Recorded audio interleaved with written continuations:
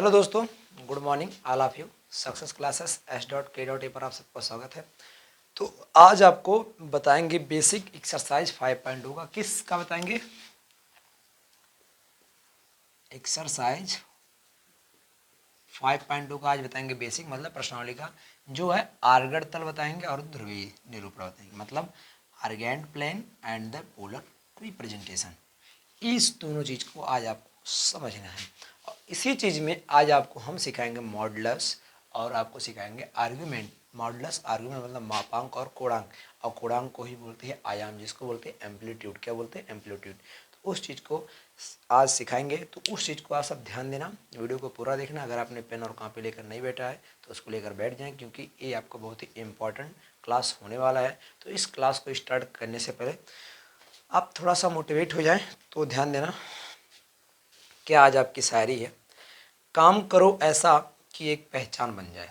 काम करो ऐसा कि एक पहचान बन जाए, हर कदम ऐसा चलो कि निशान बन जाए। हर कदम ऐसा चलो कि निशान बन जाए। यहाँ जिंदगी तो हर कोई काट लेता है। यहाँ जिंदगी तो हर कोई काट लेता है। जिंदगी जियो इस कदर की मिसाल बन जाए। जिंदगी जियो इस कदर की मिसाल बन जाए। ठीक है, आपको अगर ज़िंदगी मिली है तो आपको एक सिंपल लाइफ में जीना है।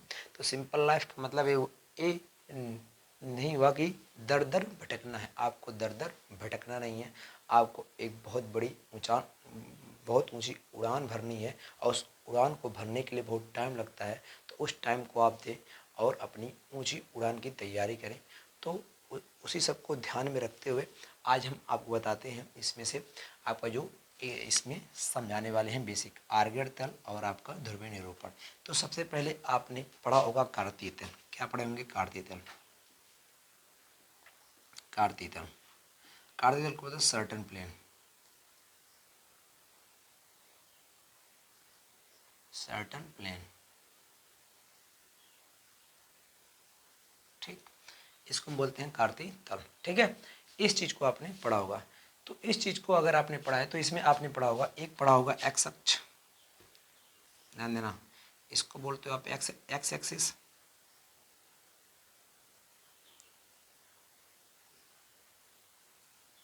इसको आप बोलते हो वाई एक्सिस। इस चीज़ को आपने बहुत ही बारीकी से पढ़ा हुआ। ठीक है, इधर होता है प्लस, ये इस आपका होता है ओरिजिन। क्या होता है? ओरिजिन होता है यहाँ पर आपका जो भी आपका कोऑर्डिनेट आता है, निर्देशांक आता है, 0,0 आता है। ऐसे यहाँ पर 1 2 3 4 5 1 2 3 4 -1 -2 -3 -1 -2 -3 -4। ए एक्स एक्सिस यहाँ 0 से लेकर इस साइड होता है प्लस, इस साइड आपका एक्स माइनस होता है, इस साइड आपका वाई माइनस होता है। ठीक है, ये आपका एक्स प्लस है, ये आपका वाई प्लस है। तो इस चीज़ को आपने सीखा है। और इसका जब भी आप कोई भी निर्देशांक लिखते हैं तो वो आप लिखते हैं एक्स कामा वाई में। किस में लिखते हैं? एक्स कामा वाई में। ठीक है, ए इसका होता है निर्देशांक, मतलब कोऑर्डिनेट। क्या होता है? कोऑर्डिनेट होता है, ध्यान देना। ये आपकी होती है कोऑर्डिनेट। तो इस चीज़ को आपने सीखा है बहुत ही अच्छे तरीके से। तो इस चीज़ को आपने सीखा है, तो इसी चीज़ को ध्यान में रखते हुए आपने पढ़ा है कॉम्प्लेक्स नंबर में, समृद्ध संख्या में, z is equal to a plus i v. Z is equal to a plus i v, जहाँ ए आपका होता है रियल पार्ट, रियल पार्ट, जिसको बोलते हैं वास्तविक भाग। क्या बोलते हैं? वास्तविक भाग, वास्तविक भाग। तो इस चीज़ को आपने बहुत ही बेहतरीन तरीके से सीखा है, जो कि बहुत ही इम्पॉर्टेंट है। और इस चीज़ को हम बोलते हैं आपका imaginary part. Imaginary part, imaginary part, जिसको हम बोलते हैं काल्पनिक भाग। क्या बोलते हैं? काल्पनिक भाग। तो इस चीज़ को आपने बहुत ही अच्छे तरीके से सीखने का प्रयास किया है। तो ये अगर आपका हो गया रियल पार्ट, ये आपका हो गया इमेजिनरी पार्ट। तो ध्यान देना इसमें से आप सब। तो यहाँ आपने सीखा, रियल पार्ट सीखा और इमेजिनरी पार्ट सीखा, मतलब काल्पनिक भाग सीखा और वास्तविक भाग सीखा है। तो यहाँ से ये आपका जो जड़ है, ये आपकी क्या है? समृद्ध संख्या है। क्या है? समृद्ध संख्या है। तो इसमें आप आपने एक चीज़ और सीखा है, अगर हम कहीं लिख दें z is equal to 2+3 i plus 3 लेते। क्या लिखते? आई प्लस 3 लेते। ठीक है, तो एक टू हमारा हो जाएगा रियल पार्ट। तो इसी टू को हम लिखते हैं एक्स एक्सिस पे। किस पे लिखते हैं? एक्स एक्सिस पे। ठीक है, इस थ्री को लिखते हैं वाई एक्सिस पे, किस पे लिखते हैं वाई एक्सिस पे, किस पे लिखते हैं वाई एक्सिस, ठीक है। तो एक्स देखो एक्स वाला मतलब एक्स को हम बोलते हैं रियल पार्ट, क्या बोलते हैं रियल पार्ट,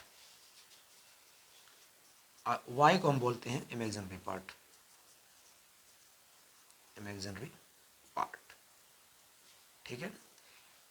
इमेजिनरी पार्ट हो गया, रियल पार्ट मतलब यहाँ से आपका वास्तविक भाग हो गया और काल्पनिक भाग हो गया, ठीक है।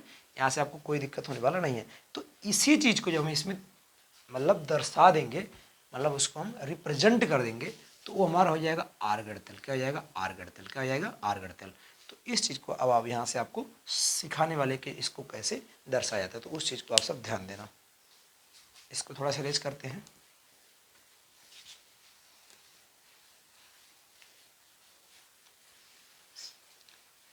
देखो आप सब ऐसे आपका यही रहेगा तल, ठीक है, यही तल है, लेकिन इस एक्स एक्सिस को बोलेंगे हम रियल पार्ट, क्या बोलेंगे रियल पार्ट, और इसको बोलेंगे वास्तविक भाग, क्या बोलेंगे वास्तविक भाग, इसको बोलेंगे वास्तविक भाग।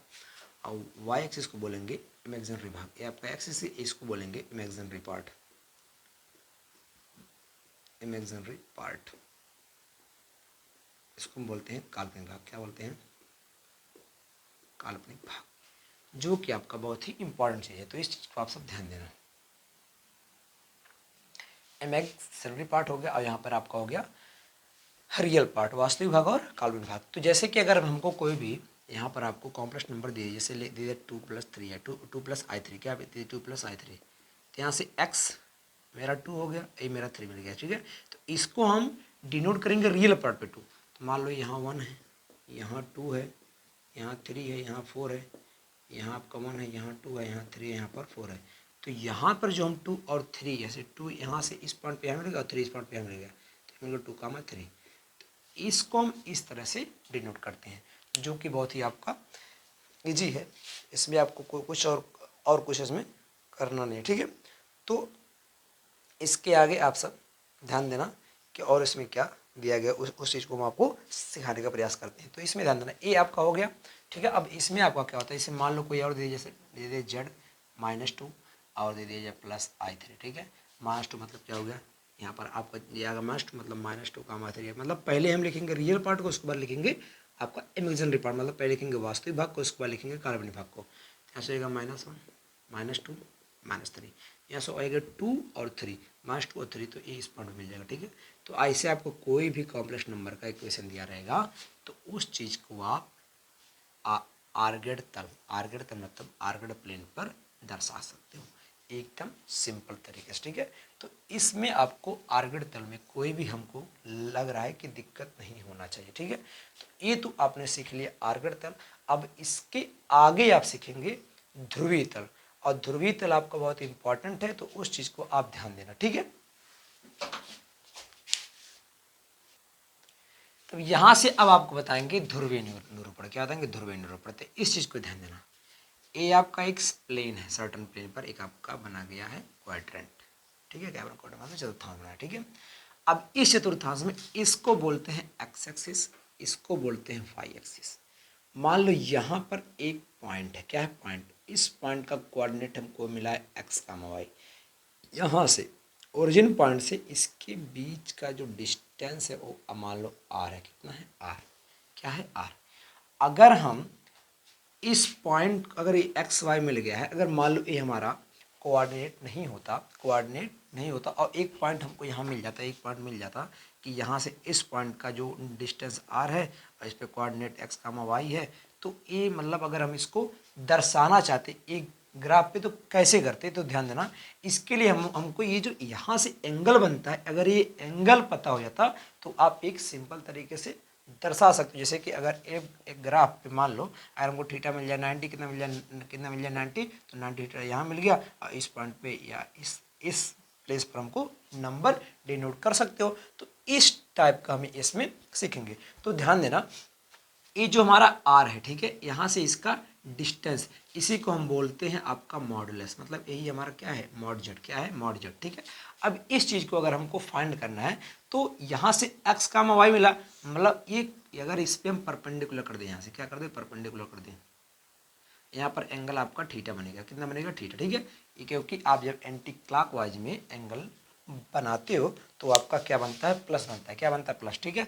अभी यहाँ से आप सीखेंगे कि मॉड जेड जो आप 5.1 में सीखा था कि मॉड जेड का वैल्यू क्या होता है, रूट में एक्स स्क्वायर और प्लस वाई स्क्वायर। तो ये चीज़ यहाँ से आप सीखने का प्रयास करेंगे। मतलब यहाँ से यहाँ तक की इसकी दूरी एक्स रही होगी और यहाँ से यहाँ तक की इसकी दूरी कितनी रहेगी, वाई रहेगी, ठीक है। तो इस चीज़ को आप देखो, यहाँ से जब ये चीज़ यहाँ पे लंब पड़ गया, ये हो गया, यहाँ पे हो गया लंब हो गया, ठीक है। अब यहाँ से आपका हो गया एक राइट ट्रायंगल, क्या बन गया, राइट ट्रायंगल। ए वाई ए एक्स ए हमको फाइंड करना, आर, आर मतलब मॉड जेड हमको फाइंड करना है। तो आप भी जानते हो कि हाइपोटेनस का स्क्वायर मतलब मॉड जेड का स्क्वायर। अब यहाँ ध्यान देना, using Pythagoras theorem, using Pythagoras theorem, ठीक है। यहाँ सबका होता है कॉड स्क्वायर, लंब स्क्वायर और आधार का स्क्वायर, ठीक है। कॉड स्क्वायर का मतलब क्या हो गया, हाइपोटेनस का मतलब हाइपोटेनस का स्क्वायर, परपेंडिकुलर का स्क्वायर और प्लस बेस का स्क्वायर, ठीक है। हाइपोटेनस का स्क्वायर कितना दिया, मॉड जेड का हो जाएगा होल स्क्वायर, परपेंडिकुलर मतलब हो जाएगा वाई का स्क्वायर प्लस एक्स का स्क्वायर। तो स्क्वायर आएगा इस साइड, स्क्वायर आएगा इस साइड, तो हो जाएगा आपका रूट, क्या आ जाएगा, रूट, क्या आ जाएगा, रूट। तो यहाँ से आपने जान लिया कि x square y square plus x square ये होता है मॉड जेड का वैल्यू, ठीक है। अब यही चीज़ आपको मैंने पहले एक्सरसाइज में ही बता दिया था और मैंने आपको कहा भी था कि इस चीज़ को मैं आपको पूरा बेसिक तरीके से बताऊंगा। अब इसमें ध्यान देना कि जो आर है और ये थीटा, इसको हम क्या बोलते हैं, जो हमारा आर है, ठीक है, आर, उसको बोलते हैं मॉडुलस, मतलब मापांक, क्या बोलते हैं, मॉडुलस, इसको बोलते हैं मापांक। और जो थीटा है, थीटा इसको बोलते हैं आर्ग्यूमेंट, आर्ग्यूमेंट मतलब कोणांक, क्या बोलते हैं, कोणांक, ठीक है। इस चीज को आप ध्यान देना, ठीक है। इसको बोलते हैं कोणांक, इसको कभी कभी आयाम भी बोलते हैं, क्या बोलते हैं, आयाम, क्या बोलते हैं, आयाम, आयाम बोलते हैं एम्पलीट्यूड, एम्पलीट्यूड इसको बोलते हैं, कभी कभी एम्पलीट्यूड बोलते हैं, ठीक है। इस चीज़ को आप ध्यान देना, थीटा हमारा कोणांक, आयाम कुछ भी लिखा हो तो उसको आपको फाइंड करना हो। अब इसमें आप एक फार्मूला पढ़ेंगे जो कि बहुत इजी फार्मूला है, ध्यान देना। वो फार्मूला आपने क्या पढ़ा है, दिया गया आपके बुक में, एक फार्मूला दिया गया आपके बुक में। अब वो चीज़ कैसे आती है उस चीज़ को आप ध्यान देना। फार्मूला दिया गया है यहाँ से, mod z r bracket cos theta plus i sine theta, ये आपको फार्मूला दिया गया, ठीक है। ए फार्मूला आपको दिया गया, तो इस फार्मूला को प्रूव करने का, तो यहाँ से ए फार्मूला कैसे आए उस चीज़ को आप ध्यान देना, ठीक है। अब जैसे आप जानते हो कि यहाँ से अगर हम निकाल लें साइन थीटा, तो साइन थीटा होता है परपेंडिकुलर अपॉन हाइपोटेनस, क्या होता है, परपेंडिकुलर अपॉन हाइपोटेनस। तो यहाँ से अगर हम साइन थीटा निकाल लें, क्या निकाल लें, साइन थीटा, तो यहाँ से आपका हो जाएगा परपेंडिकुलर मतलब वाई अपॉन हाइपोटेनस आर हो जाएगा। यहाँ से हम लिख सकते हैं वाई का value r sine theta, r sine theta equal to y हो जाएगा। इस चीज़ को आप ध्यान देना। अगर हम यहाँ कॉस थीटा निकालें, क्या निकालें, कॉस थीटा, क्या निकालें, कॉस थीटा, तो बेस अपन हो जाएगा हाइपोटेनस, तो एक्स अपन हो जाएगा आर, तो ऐसे हो जाएगा r cos theta equal to x, ठीक है। इस चीज़ को आप ध्यान देना। अब आपने पढ़ा है ए इक्वल टू ए मतलब mod z, mod z is equal to x plus i y, x plus i y है तो यहाँ पर एक्स वाई आएगा, ए प्लस आई भी है तो वहाँ पर ए बी आएगा, ठीक है। तो मैंने एक्स प्लस आई वाई दिया था, ठीक है। तो मॉड जेड एक्स को वैल्यू कितना आया निकल के, और कॉस थीटा, वाई को वैल्यू कितना आया, आर साइन थीटा, आर और कॉमन हो गया, मिल गया हमको कॉस थीटा प्लस क्या मिल गया, आई साइन थीटा। तो ये चीज़ आपका यहाँ से निकल कर आया है, ये फार्मूला आपका होता है, ठीक है। इस फार्मूले को आप ध्यान देना, ठीक है। यहाँ से आपका कोई भी क्वेश्चन आएगा तो उसको आपको सॉल्व करने में आसानी रहेगी, ठीक है। तो यहाँ से आप मॉड जेड भी फाइंड कर सकते हो, मतलब आर आर मतलब मापांक भी फाइंड कर सकते हो। तो इस चीज़ में आपका दिक्कत नहीं है। लेकिन अगर आपको कोणांक निकालना हो, कि क्या निकालना हो, कोणांक, तो इसका थोड़ा सा कंडीशन ये होता है, ध्यान देना कि थीटा का जो भी आप वैल्यू रखेंगे, जो भी इसका वैल्यू आएगा, जो भी आप उसमें वैल्यू निकालेंगे तो वो माइनस पाई, इसमें कंडीशन माइनस पाई से ए क्या रहेगा, छोटा थीटा, ठीक है। जो थीटा का वैल्यू है माइनस पाई से होगा बड़ा, माइनस पाई छोटा है, और यहाँ से आपका हो जाएगा पाई बड़ा, ठीक है। अब आप कहेंगे सर कि इसमें 2 पाई भी होता है, 3 π/2 भी होता है। देखो उसको भी आप ले सकते हो, लेकिन इसको मान लिया गया है कि -π से लेकर π तक होता है, -π से लेकर π तक। जैसे अगर आप सब देखे थे, ध्यान देना यहाँ पे आपको बनता है 0 एंगल, यहाँ पे बनता है π एंगल, लेकिन जब आप इधर घूमते हो तब, ठीक है, मतलब आप एंटी क्लॉकवाइज में जाते हो तो 0 से π बनता है, लेकिन आप यहीं पर आ जाए तो यहाँ बन जाएगा माइनस से, यहाँ बन जाएगा माइनस से π, ठीक है। ये आपका ऐसे मान लो ए अगर थीटा बना तो ये आपका हो गया, ये हो गया आपका पाई, कितना हो गया पाई, तो ये आपका जाएगा माइनस थीटा, ये जाएगा आपका माइनस पाई हो जाएगा, ठीक है। तो इसी के बीच में हमको एंगल लेना है, जो कि यहाँ पर आपका कंडीशन दे दिया गया है। ये आपका थीटा क्या होता है, आर्ग्यूमेंट कोणांक होता है, यहाँ से ये आपका निकालने का तरीका है। तो यहाँ से आपका जो ध्रुवीय निरूपण था उसको पूरा बेसिक से समझाने का प्रयास किया गया है। तो ये आपका बहुत ही इजीली एग्जाम्पल था, तो इसको ध्यान देना। अब आगे से कुछ और बेसिक बताने का प्रयास किया जा रहा है। तो यहाँ से आपका क्वेश्चन है z is equal to 1 plus i√3 को ध्रुवीय रूप मतलब पोलर रिप्रेजेंटेशन में हमको निरूपित करना है। तो मैंने आपको बताया जब इसको पोलर में निरूपित करेंगे तो आप ध्यान देना, ए आपका होता है आपका रियल पार्ट, क्या होता है रियल पार्ट, क्या होता है रियल पार्ट, कितना है 1 है, ये कितना √3, कितना √3 है, तो √3 का वैल्यू होता है कितना होता है 1.73, ठीक है। मतलब x पे आ जाएगा 1, कितने पे आ गया 1 पे आ गया, ये मान लो 1.3 इतना बड़ा आ जाएगा, ठीक है। ये इस पॉइंट पे आके मिल जाएगा 1, ठीक है। ये तो हो गया इसका रिप्रेजेंटेशन, ठीक है, इस लाइन तक, ठीक है। अब इस लाइन में हमको यहाँ से हम थीटा निकालेंगे, क्या निकालेंगे थीटा। तो आपने अभी एक फार्मूला देखा कि z is equal to r cos theta plus i sin theta, r cos theta plus i r cos theta, और z का वैल्यू मान लो दिया गया 1 प्लस i√3। तो मैंने आपको पहले ही क्लास में बताया था कि इसका आपको मतलब तुलना कराना, कंपेयर करना, ठीक है। तो इसमें रियल पार्ट का तुलना रियल पार्ट से होता है और इमेजिनरी पार्ट का तुलना इमेजिनरी पार्ट से होता है, ठीक है। इस साइन थीटा है, ठीक, साइन थीटा है। तो यहाँ से हो जाएगा r cos theta equal to 1, यहाँ से हो जाएगा r sin theta equal to √3। तो यहाँ से अगर जैसे मान लो ये अगर आपका समीकरण 1 है, ये मान लो समीकरण 1 है, मान लो समीकरण 2 है, तो अगर हम दोनों पक्षों में अगर हम दोनों समीकरण को लेकर और दोनों का वर्क कर दें, क्या कर दें वर्क, मतलब from equation first and second both side square, मतलब समीकरण 1 व 2 में दोनों पक्षों का वर्क करने पर, ठीक है।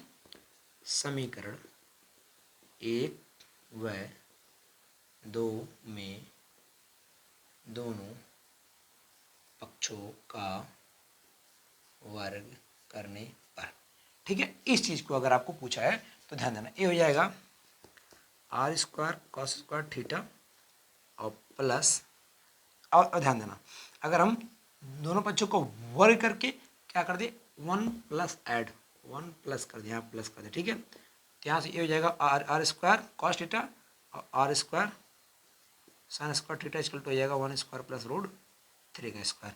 तो r² कॉमन कर देंगे तो cos² थीटा प्लस हो जाएगा sin² थीटा, 1 का हो जाएगा 1, √3 का हो जाएगा 3, तो r² इसका वैल्यू होता है 1 इक्वल टू हो जाएगा 4, तो r² रूट में 4, तो यहाँ से r इक्वल टू ले लेंगे 2। अब देखो ए r हमारा होता है आपका क्या डिस्टेंस, और जो दूरी होती है वो कभी माइनस नहीं होती, इसलिए हम यहाँ पर ले लेंगे 2। तो यहाँ से आप r फाइंड कर लिए, जब यहाँ से r फाइंड कर लिए तो आपका थीटा बहुत ही इजीली तरीके से फाइंड हो सकता है, क्योंकि आप किसी में भी रखेंगे वो आपका इजीली तरीके से फाइंड हो। जैसे किसी में रख दिए, यहाँ पर रख दिए 2 cos थीटा इक्वल टू 1, तो cos थीटा 1/2 आ गया। देखो इन दोनों का जो थीटा आएगा वो सेम आएगा, तो cos थीटा 1/2 किसका वैल्यू होता है इसका cos 60 का वैल्यू होता है 1/2, तो थीटा का वैल्यू कितना आएगा 60, और 60 को अगर आप चेंज करना चाहें तो ए आ जाएगा यहाँ से पाई ग्रुप में π/3, कितना आएगा π/3, और वही हाल इसका होगा क्योंकि √3/2 इसे यहाँ से निकाल लें, 2 sin थीटा इक्वल टू √3, तो sin थीटा √3/2, और √3 का वैल्यू होता है sin 60, किसका वैल्यू होता है sin 60 का वैल्यू होता है sin 60 वैल्यू, ठीक है। तो यहाँ से आपका थीटा का वैल्यू कितना आ गया 60, तो यहाँ से थीटा कितना आ गया π/3, तो ये आपने फाइंड कर लिया बहुत ही इजली तरीके से। तो इसका जो यहाँ से z निकल जाएगा z is equal to r cos pi by 3 plus i sine pi by 3। ठीक, इक्वेशन आपका बन के तैयार। तो ये चीज़ आपको निकालने के लिए बहुत ही इजीली तरीका है, आप ऐसे भी कर सकते हो, बहुत आसान तरीके से कर सकते हो।